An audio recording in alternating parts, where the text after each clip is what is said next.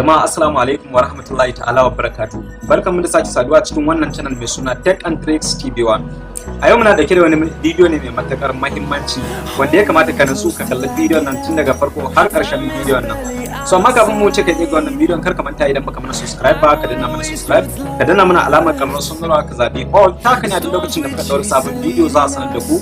Mun gode. Yan uwa wannan bidiyo yana da matakar muhimmanci ka tsaya ka kalle shi tun daga farko har karshen wannan bidiyon.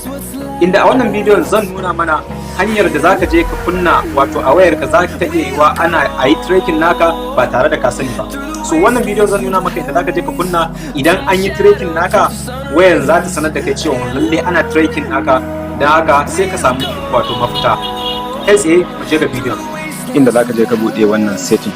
Da fari zaka je ka je cikin setting na kan wayarka, inda bayan ka shigo cikin wayarka zaka ja kasa sai ka shiga wannan alamar save and emergency. Safety and emergency, bayan ka shigo nan gurin zaka zo zabi na kasan karshe gashi nan unknown tracker alerts, sai ka taba shi kamar haka, inda anan zaka ga allow alerts. Wannan zabin wannan makunnin nan zaka kunna kai tsaye, inda kana kunnawa nan ka riga ka ba wayar ka dama ta yanda duk wanda zai yi tracking naka wayar naka za ta yi alert ta sanar da kai cewa lalle ana tracking naka. So yan uwa mun gode da kallon wannan bidiyo. Idan kun ji daɗi ku danna mana like, kuma na subscribing, kuma na sharing saboda yan uwa su amfana. Mun gode.